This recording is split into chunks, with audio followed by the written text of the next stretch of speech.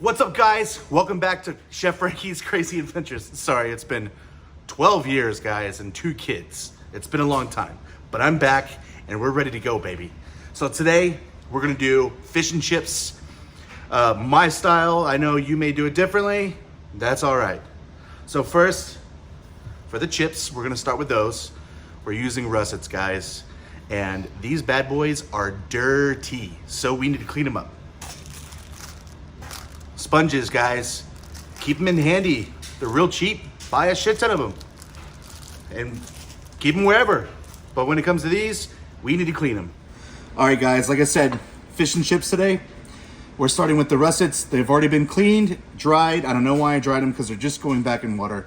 But these, if you're ever in a tight crunch and you need to do some fish and chips like on the fly, this is the best way to do the chips. So cut the ends off. I know this is like, you could do it with a peeler. I like to do the sides first like that. And then I'll usually do 3 like portions out of each one. So like that, set to the side, get the other ones ready to go. So yeah, guys, I've been gone for about 12 years. And if you're in the industry or if you know anything about the culinary industry, it gets super busy. And when you get higher up in rank, it's just like a no-go for family fun and all that stuff. No weekends, everything's gone.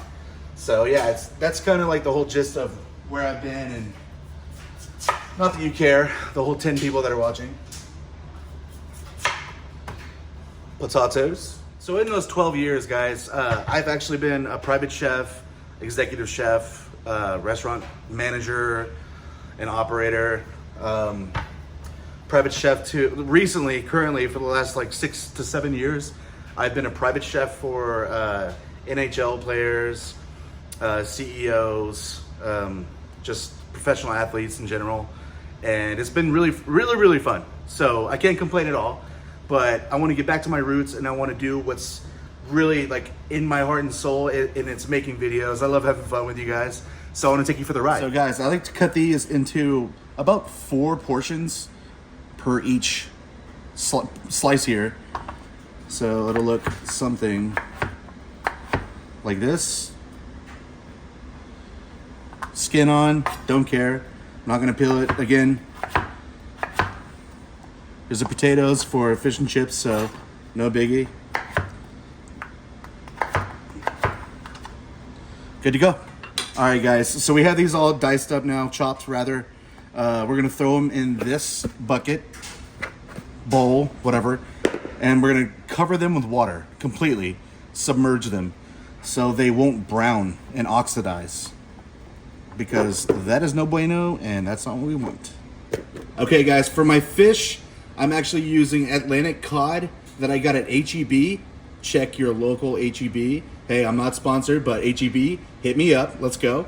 So we're gonna cut these to portion.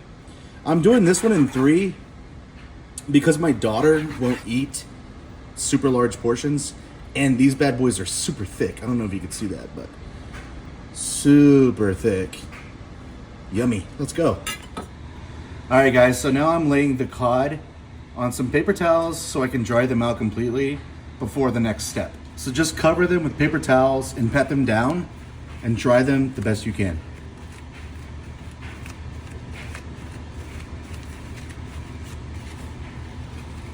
All right, guys, now it's time to actually make our beer batter. And with that,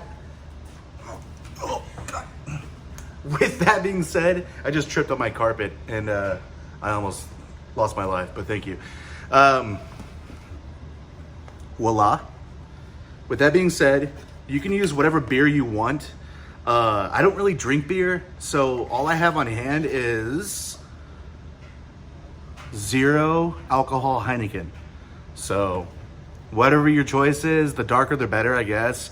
I know that Guinness works super well, so if you're a Guinness fan, let's go. So this is my beer batter. What it is flour, cornstarch, and just a lot of seasonings. I have paprika, smoked paprika actually, garlic, onion. I think there's a little bit of just normal iodized salt, and we will be putting Maldon sea salt on the fish itself. So With that being said, let's do 1 cup of the beer that you choose. Again, mine's 00 non-alcoholic Heineken. It actually tastes very good. Just pour that bad boy in there. Get to stirring.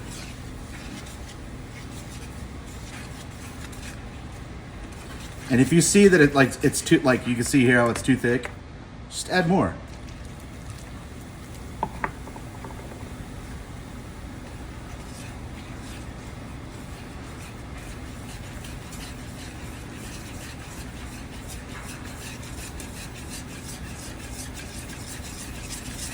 And when all those chunks start to get worked out and it gets to the perfect consistency here, you'll be able to see it.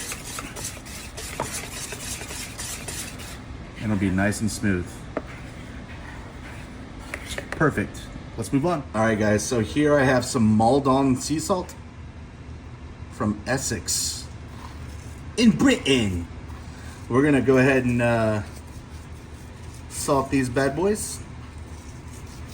Both sides. Now this is actually a finishing salt, but I mean, you can use it for whatever. I like it because it's not too salty. And it's great for all kinds of recipes. All right, guys, now we're gonna work on these fries that we cut earlier. We're gonna deep fry them. They may cook through, they may not, but we have the oven preset to 365. That's just the temp that I'm comfortable with. That's what it can cook anything at 365. So as tedious as this is, guys, you're gonna literally lay every single one of these down so we could dry them all off, because water and oil, I'm from Texas, we say oil, they do not mix.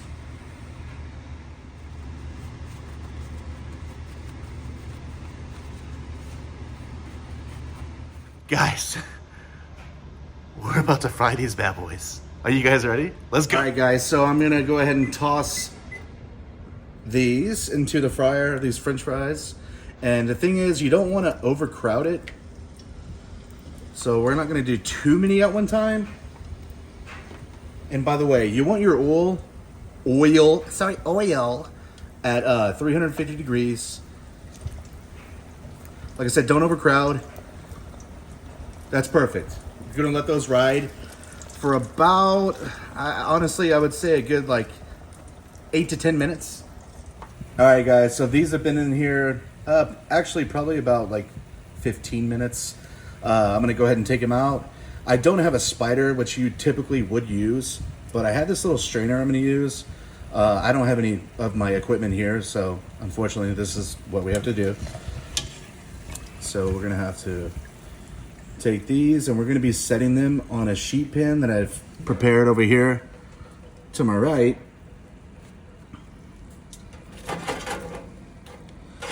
And once we get them all out, we'll line them up and we're going to salt them with some more Maldon sea salt. It's my favorite. It's so good. All right, guys, so now I'm going to add 1 cup of mayo. And what we're doing here is we're gonna make our own tartar sauce. Frank style, you know what I mean? Do it the way that you like. This is just the way that I like to make it. Then I have, so like I said, about 1 cup of mayo. What I have here is some Beaver horseradish. Love Beaver. Shout out. More ways than one, if you know what I mean. I'm gonna put that bad boy right there. Next, just some dill relish. And what we're gonna do here with this relish is we're gonna try to keep as much liquid out as possible, because I like it a little bit thicker, less runny. So I'm just gonna kind of keep it to the side there and drain it. Boom. And then now we're gonna grab some fresh dill. So now I have some fresh dill right here, and we're just gonna mince it up pretty fine, only because you don't want to get big chunks of dill in your mouth when you're eating this stuff. So, all right, now that we have our dill minced, we're just gonna throw it into the bowl with everything else, and then we're gonna move on to our lemon, and we're gonna do just a half of a large wedge of lemon, and just juice it.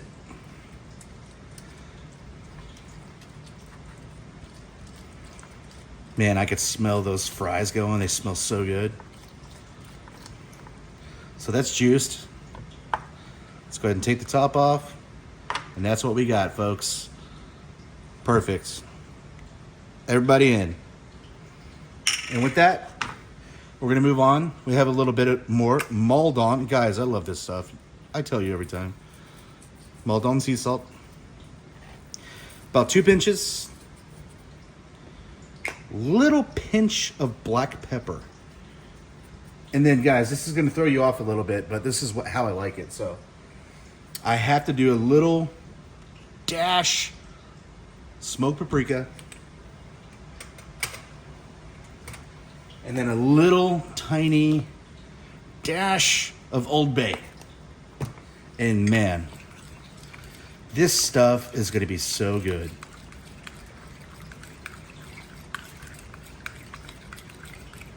Look at that. Look at that, dude. Oh, solid. This is so good. All right, guys, here's the beer batter we prepared earlier.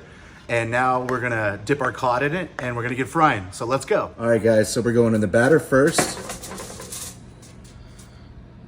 All right. And it doesn't have to be pretty because it's going straight in. So we're going to go drip, drip, drip. You let it go away from you. Never put anything in a fryer towards you. It will splash all over you.